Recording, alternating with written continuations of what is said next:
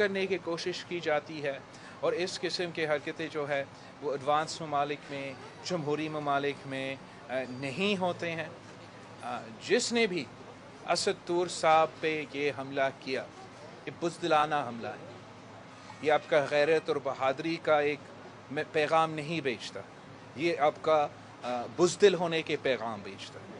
ये आप समझते हो कि ये आपका ताकत का पैगाम है, मगर ये आपका कमज़ोरी के पैगाम है, आपका इनसिक्योरिटी के पैगाम है कि आप एक असद तूर साहब का व्लॉग भी बर्दाश्त नहीं कर सकते हो।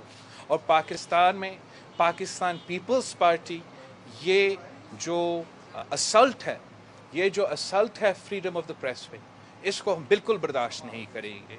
और मैं ख़ुद बतौर चेयरमैन नेशनल असम्बली का कमेटी जो है ह्यूमन राइट्स पे, इस इशू पे नोटिस ले रहा हूँ। फिल फॉर इंशाअल्लाह ताला हमारा national assembly committee of human rights का मीटिंग होगा इसी फ्रीडम ऑफ द प्रेस के इशू पे।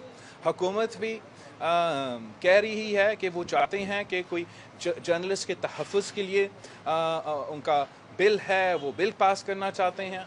अगर वो वाकई ही जर्नलिस्ट के तहफ़्फ़ुज़ पे इंटरेस्टेड है, अगर वो वाकई ही इसको सपोर्ट करते हैं, तो यहाँ इस्लामाबाद में जितने भी इंसिडेंट्स हुए हैं उन पे इंशाअल्लाह ताला हम शुरू करेंगे असद तूर साहब के केस पे। हम रिक्वेस्ट करेंगे असद तूर साहब से कि वो ख़ुद आके नेशनल असम्बली की ह्यूमन राइट्स कमेटी के सामने अपना टेस्ट केस का डिटेल्स लाया जाए। हम PFUJ से, प्रेस के इदारे से रिक्वेस्ट करेंगे कि वो हमारे साथ मिल के काम करें ताकि हम इस इशू को नेशनल असम्बली के ह्यूमन राइट्स कमेटी पे उठाया जा सके, पार्लियामान में उठाया जा सके, और उसका आगे का लाए अमल हम मिल के इंशाअल्लाह ताला बनाएंगे। और हक़ाइक़ मुल्क और कौम के सामने लियाना पड़ेगा। जो भी इन इंसिडेंट्स में इन्वॉल्व थे उनके ख़िलाफ़ कानून इस्तेमाल हो रहा पड़ेगा। They have to be held accountable। और जब तक हम इन इंडिविजुअल्स को या इन लोगों को अकाउंटेबल नहीं होल्ड करेंगे, तब तक कोई नहीं मानेगा कि पाकिस्तान में आज़ादी सहाफ़त है। और हमारा वज़ीर आज़म को शर्मिंदा होना चाहिए जो पूरी दुनिया में जाके कहता है कि पाकिस्तान में हमारा सहाफ़त तो ब्रिटेन से भी आगे हैं और वेस्ट से भी आगे हैं। जब उसके अपने हुकूमत में बाकी सूबों में तो ज़रूर हो रहा है, बढ़ता जा रहा है, और उसका भी हम मज़ामत करते हैं। लेकिन अगर आप इस्लामाबाद को अपना कैपिटल के जर्नलिस्ट को तहफ़्फ़ुज़ नहीं पहुंचा सकते, जहां पूरी दुनिया के एम्बेसीज बैठे हैं, तो पूरी दुनिया देख रहा है कि हमारा वज़ीर आज़म झूठ बोल रहा है, कि हमारे वज़ीर इंटरनेशनल चैनल्स पे जाके कहते हैं कि पाकिस्तान पे आज़ादी सहाफ़त है, और जिन पे हमले हो रहे हैं, जिनके ख़िलाफ़ कैंपेन्स चल रहे हैं, वो तो सहाफ़ी ही नहीं है। तो हम समझते हैं कि ये बिल्कुल एक अनसीरियस एटीट्यूड है।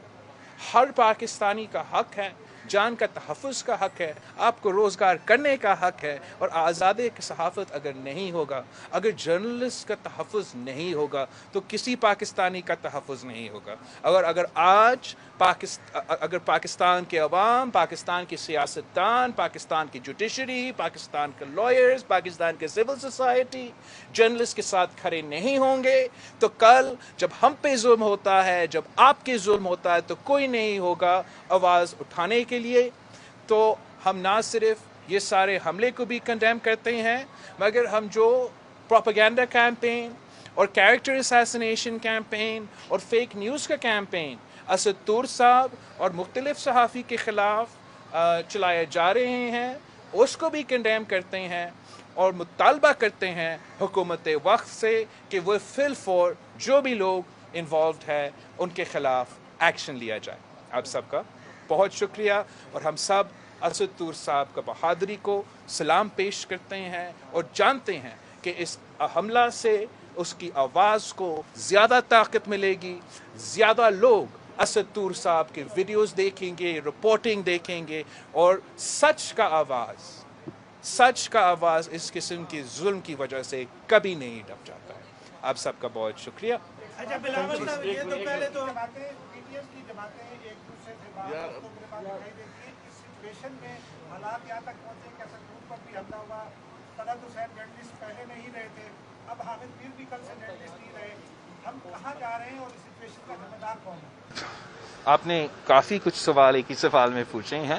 جہاں تک اپوزیشن جماعتیں ہیں، میں سمجھتا ہوں کہ نہ صرف اپوزیشن کی جماعتیں مگر حکومت کے جو اتحادی ہے اور حکومت میں ہے، ہم سب کو جہاں تک آزادی صحافت ہے، جہاں تک تشدد ہے، جہاں تک کسی کے گھر میں گھس کے اس پہ حملہ کرنے کی بات ہے، ہم سب کو ایک پیج پہ ہونا چاہیے. ہم سب کو نہ صرف اس کا مذمت کرنا چاہیے، مطالبہ کرنا چاہیے کہ جو بھی ذمہ دار ہے اس کو پکڑا جائے. جہاں تک یہ پورا سچویشن ہے پاکستان میں، جس طریقے سے آزادی صحافت کو حملہ اس پہ ہوتا آ رہا ہے، یہ صرف آج کا مسئلہ نہیں ہے. ہمارے آنکھوں کے سامنے آہستہ آہستہ آپ کا یہ حق آپ سے چھینا جا رہا ہے. یہ نہ صرف عمران خان کی حکومت کے وقت سے آ رہا ہے، اس حکومت سے پہلے ہمیں یاد ہے کہ ہمارے اپنے حکومت میں جب دہشت گردی عروج پہ تھا، جب حالات جنگ تھا، تب بھی دہشت گردوں کے ایک سے ایک طرف پریشر تھا ہمارے صحافی پہ، اور پھر ان کو تو جو وہ دہشت گردوں کے خلاف لڑ رہے تھے ان سے بھی پریشر تھا. اور اس پریشر کا انوائرمنٹ میں صحافی کام نہیں کر سکتا ہے، سچ نہیں دبتا ہے.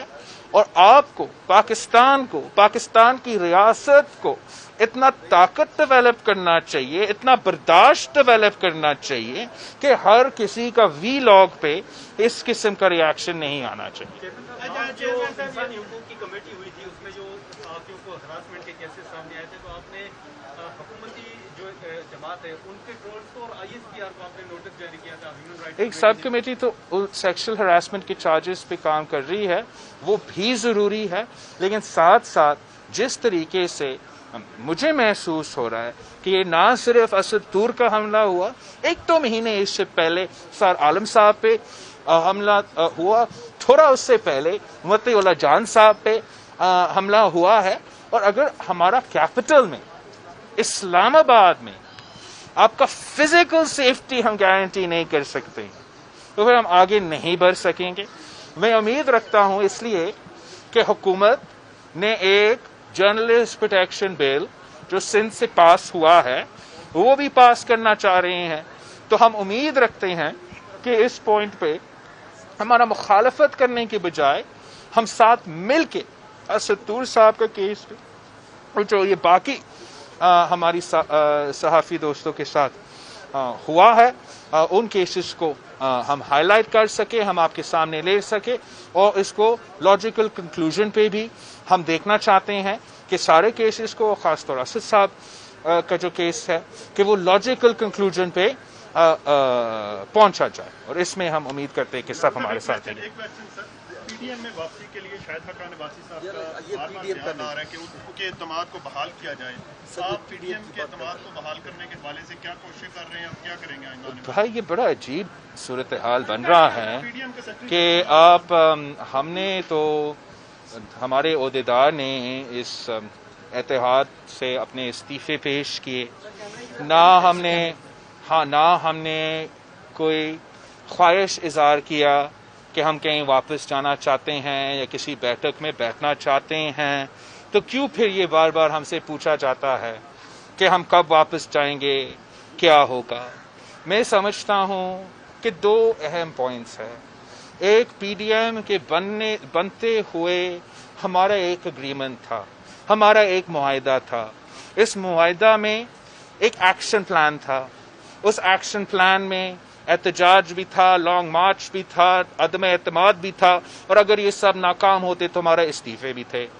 تو اگر ہم نہ لانگ مارچ کریں گے، نہ پارلیمان میں ہم عدم اعتماد لے کر آئیں گے، نہ ہم بزدار صاحب کو تنگ کریں گے، نہ ہم عمران خان صاحب کو تنگ کریں گے، تو آپس میں گپ کرنے کے لیے تو ہم نے پی ڈی ایم نہیں بنایا تھا. ہم نے ساتھ ساتھ یہ کہا تھا کہ جو یہ سارے تنظیم آپ کو نظر آ رہی ہیں، جو یہ شاہد خاقان عباسی صاحب کا عہدہ آپ کو نظر آ رہا ہے، یہ سب ٹیمپرری تھے، یہ تاحیہ عہدے نہیں تھے.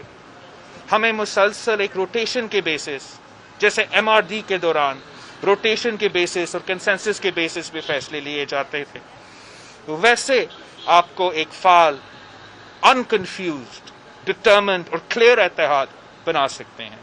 تو میں سمجھتا ہوں کہ جب تک ان کا کنفیوژن چلے گا، جب تک ان کو پتہ نہیں ہوگا کہ کرنا کیا ہے، حملہ کہاں کرنا ہے، کب کرنا ہے، تو تب تک وہ آپس میں بیٹھتے رہے، بات کرتے رہے.